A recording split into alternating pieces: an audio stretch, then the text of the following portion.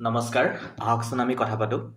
আজি আমি কথা পাতিবলৈ লৈছোঁ আমাৰ দেশৰ ভৱিষ্যত, আমাৰ নৱপ্ৰজন্মৰ বিষয়ে, আমাৰ শিশুসকলৰ বিষয়ে। আমি এই শিশুসকলক আওকাণ কৰি আমাৰ সমাজ, আমাৰ ভৱিষ্যত আমি গঢ় দিব নোৱাৰোঁ। তেওঁলোকক লগত লৈ আৰু তেওঁলোকক শিকাই বুজাই তেওঁলোকক এটা সুন্দৰ পৰিৱেশৰ প্ৰদানৰ দ্বাৰাহে আমি আমাৰ ভৱিষ্যত সুন্দৰ কৰিব পাৰিম। আমাৰ ভৱিষ্যত প্ৰজন্মই আমাৰ পৃথিৱীখন, আমাৰ দেশখন, আমাৰ ৰাজ্যখন সুন্দৰ কৰি তুলিব পাৰিব।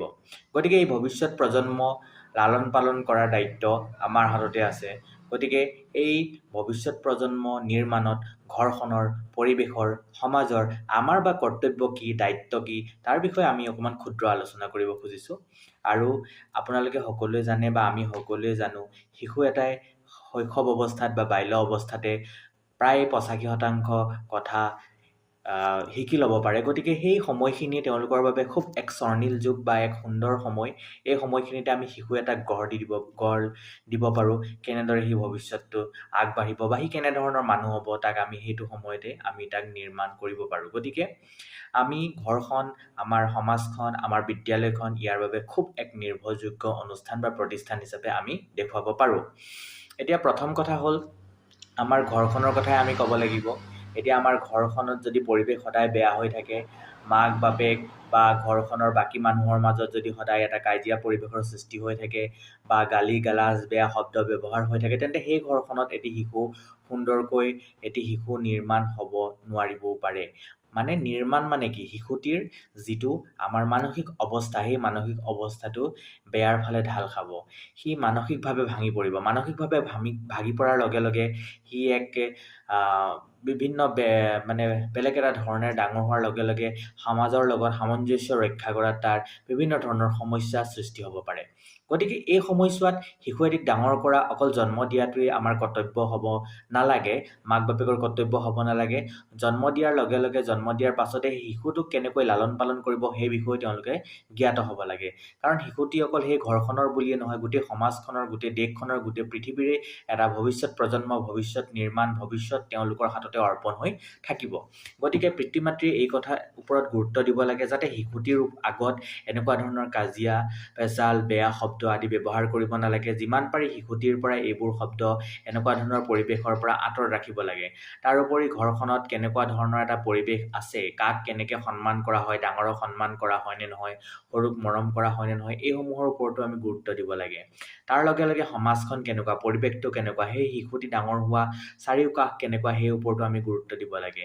চাৰিওকাষৰ পৰিৱেশটোৰ ওপৰতো শিশুটিৰ ভৱিষ্যতৰ কিন্তু গুৰুত্ব বহুলভাৱে আমাৰ নিৰূপণ হৈ থাকে। গতিকে চাৰিওকাষৰ পৰিৱেশৰ মানুহবোৰ শিক্ষিত হ'ব লাগিব। মানুহবোৰ কি হ'ব লাগিব? ইজনে সিজনক সন্মান কৰিব জানিব লাগিব, মৰম কৰিব জানিব লাগিব, ধেমালি কৰিব জানিব লাগিব। গতিকে তাৰ যিটো ছবি শিশুটোৱে দেখিব, শিকিব আৰু শিশুটো তেনেধৰণে ডাঙৰ হ'ব। পৰিৱেশৰ প্ৰতি মানুহবোৰ কেনেকুৱা ধৰণে সজাগ, সমাজৰ প্ৰতি কেনেকৈ ধৰণে সজাগ, ভাতৃত্ববোধ আছে নে নাই, এইখিনি কথা শিশুটিয়ে কিন্তু সৰুৰ পৰাই মন কৰি থাকে।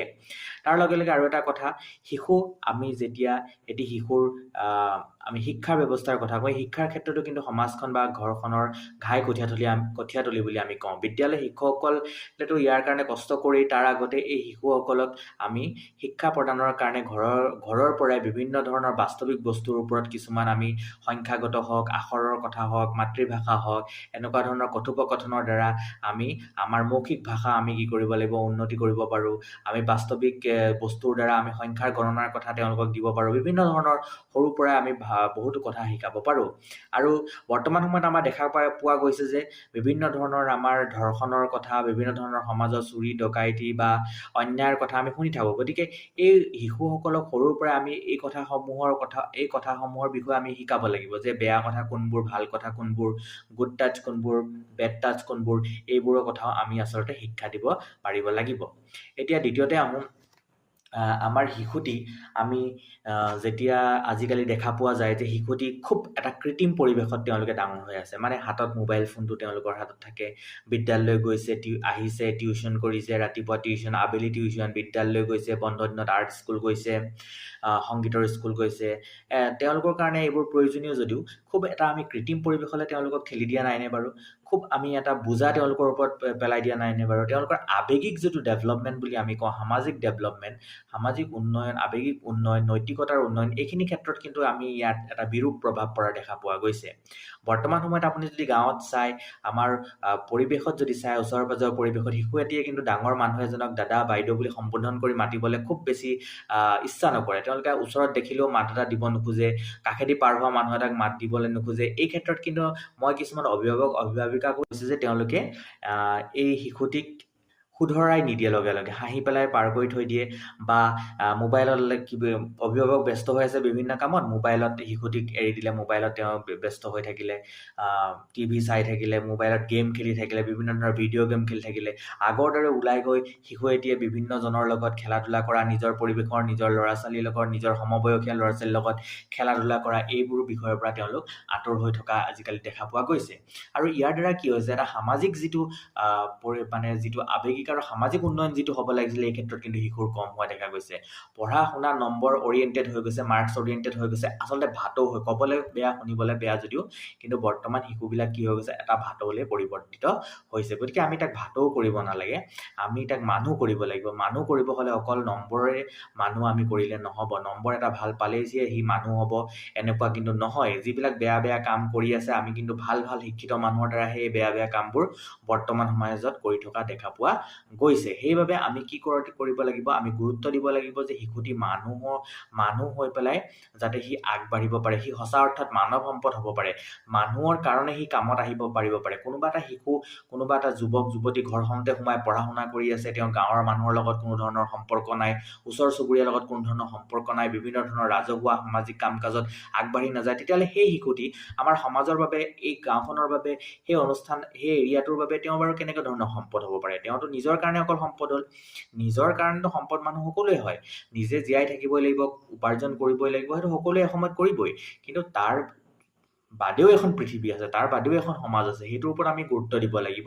অভিভাৱিকাসকলেও গুৰুত্ব দিব লাগিব, সমাজখনেও গুৰুত্ব দিব লাগিব, শিক্ষক শিক্ষয়িত্ৰীসকলেও গুৰুত্ব দিব লাগিব, সমাজৰ আগৰণুৱাসকলেও গুৰুত্ব দিব লাগিব, সকলোৱে গুৰুত্ব দিব লাগিব। গতিকে এই ক্ষেত্ৰত আমি সদায় এই কথাসমূহ আমি আওকাণ কৰিব নোৱাৰোঁ। শিশুটিক মোবাইলটোৰ সলনি আমি অকণমান খেলা ধূলা কৰিবলৈ প্ৰকৃতিলৈ ওলাই যাব দিব পাৰোঁ, লগৰীয়াৰ সমনীয়াৰ লগত খেলা ধূলা কৰিব দিব পাৰোঁ। গৰম বন্ধ দিনকেইটা আহিলেই আমি কেৱল মাত্ৰ আৰ্ট স্কুল, ডেন্স স্কুল, কিবা কিবি এইবিলাকতে ব্যস্ত নাৰাখি অকণমান 2-এদিনৰ কাৰণে মামাৰ ঘৰ, পেহীৰ ঘৰ, খুৰাৰ ঘৰ, কাৰোবাৰ পৰিয়ালৰ ঘৰ, কোনোবা প্ৰাকৃতিক সৌন্দৰ্য উপভোগ কৰিবলৈ লৈ যোৱা, এনেকুৱা ধৰণৰ কামসমূহ আমি কৰাৰ দ্বাৰা আমি এটা তেওঁলোকৰ সামাজিক যিটো বোধগম্যতা, সেইটো আমি কি কৰিব পাৰোঁ, বঢ়াব পাৰোঁ। এই ক্ষেত্ৰত কিন্তু সৃজনশীলতা আজিকালি কমি গৈছে, যিটো সৃষ্টিশীলতা বুলি কয়, আমাৰ স্কিল যিটো ডেভেলপমেণ্ট হ'ব লাগিছিল, ল'ৰা ছোৱালী কিন্তু নাই, তেওঁলোক ভাটৌ, তেওঁলোকে স্কিল একো নাই। আমি বিভিন্ন অৱস্থাত দেখি আহিছোঁ, ল'ৰা ছোৱালীক যদি এটা প্ৰশ্ন, আমি শিকাই দিয়া প্ৰশ্নটো যদি ধুনীয়াকৈ লিখিব দিওঁ, তেওঁ এজ ইট ইজ লিখি দিয়ে বৰ্তমান সময়ত। কিন্তু সেই শিশুটিকে নতুন এটা কথা যদি আমি লিখিবলৈ, বা নতুন এটা কথা তেওঁৰ দ্বাৰা সৃষ্টিশীলতাৰ দ্বাৰা লিখিব ক'লে কিন্তু তেওঁ নোৱাৰে। গতিকে এই সৃজনশীলতা, সৃষ্টিশীলতা, স্কিল ডেভেলপমেণ্টটো বৰ্তমান সময়ত শিশুসকলৰ কমি গৈছে, কাৰণ তেওঁলোকৰ ভবা শক্তি নাইকিয়া হৈ গৈছে। তেওঁলোকে যিটো মোবাইলত দেখিছে, টেবলেটত দেখিছে, নোটছত দেখিছে, শিক্ষকে যিটো লিখাই দিছে সেইটোৱে পঢ়িছে, সেইবোৰৰ দ্বাৰা কিন্তু বৰ্তমান আমাৰ শিশুসকলে এটা বেলেগ এটা পৰিৱেশলৈ ধাৱমান হৈছে। ইয়াৰ লগে লগে বৰ্তমান আৰু এটা সমস্যা আহিছে, নতুন যিটো নিউ এডুকেশ্যন পলিচি 2020, ইয়াৰ দ্বাৰা কি কৰিছে জানেনে? বৰ্তমান সময়ত আমাৰ বোধগম্যতাৰ ওপৰত বেছি গুৰুত্ব দিয়া হৈছে, যে প্ৰশ্নৰ উত্তৰ, এতিয়া আমাৰ আগত কি হৈছিলে, মেট্ৰিক পৰীক্ষা হওক, হাই ছেকেণ্ডেৰী পৰীক্ষা হওক, শিশুসকলে কি কৰিছিলে, বা ছাত্ৰ ছাত্ৰীসকলে আগৰ 10 বছৰৰ প্ৰশ্ন উত্তৰ, 5 বছৰৰ প্ৰশ্ন উত্তৰ চাই পৰীক্ষা দিব গৈছিলে, ভাল নম্বৰ এটা লৈ আহিছে। কিন্তু আজি 2-3 বছৰৰ পৰা আপোনালোকে দেখিছে, 20 চনৰ পিছৰ পৰা যিটো আমাৰ পৰীক্ষাৰ পেটাৰ্ণবিলাক যিটো চেঞ্জ হৈ গৈছে, সেই চেঞ্জটোত কি কৈছে যে, নিউ এডুকেশ্যন পলিচিয়ে কি কৈছে যে, কিতাপৰ মাজৰ কথাবিলাক তেওঁলোকক জানিব লাগিব, তেওঁলোকে কিতাপখন পঢ়িব লাগিব, পাঠটো পঢ়িব লাগিব, পাঠৰ মাজৰ কথাবোৰৰহে বেছিকৈ প্ৰশ্ন উত্তৰ অহা দেখা গৈছে। সেইকাৰণে MCQ বিলাক বেছিকৈ দিবলৈ লৈছে। গতিকে অকল এনেকুৱা ক'লে নহ'ব যে যিখিনি লিখিছিলোঁ, পঢ়িছিলোঁ, একো নাহিলে পৰীক্ষাত সেইখিনিয়ে আহিছে, তোমাৰ কিতাপৰ পৰাই আহিছে। কিন্তু তুমি বা তোমাৰ বিদ্যালয়খনে, তোমাৰ স্কুলখনে, তোমাৰ সমাজ ব্যৱস্থাটোৱে, তোমাৰ দেউতা মা তোমাক এটা এনেকুৱা পৰিৱেশলৈ লৈ গৈছে যে তোমাক নোটছখিনি লেখাই দিছে, নোটছখিনি পঢ়িছোঁ আৰু সেইমতে পৰীক্ষা দিবলৈ যাম, আৰু মোৰ একো নাজানো, কিতাপৰ বিষয়ে মোৰ জ্ঞান শূন্য, মই সেই টপিকটোৰ বিষয়ে জ্ঞান শূন্য। গতিকে এই শিশুবিলাক আমি কেনেকৈ নিৰ্মাণ কৰিছোঁ? এই নিৰ্মাণৰ আমি প্ৰচেষ্টা আমি কিন্তু সৰু কালৰ পৰাই লৈ গৈছোঁ। গতিকে অকণমান শিশুক প্ৰকৃতিৰ মাজলৈ আনক, সমাজৰ মাজলৈ আনক, ককাই ভাই, বাই ভনী, ওচৰ চুবুৰীয়াৰ লগত এটা মিলা প্ৰীতি, তেওঁলোকৰ লগত খেল ধেমালি, তেওঁলোকৰ লগত বিভিন্ন অনুষ্ঠান প্ৰতিষ্ঠানৰ সহযোগিতা, এইবোৰৰ দ্বাৰাহে সঁচা অৰ্থত মানুহ হ'ব পাৰিব, সঁচা অৰ্থত আৱেগিক এটা মানুহ হ'ব পাৰিব, মানুহৰ প্ৰতি মানুহৰ মৰম হ'ব, জীৱ জন্তুৰ প্ৰতি মৰম হ'ব।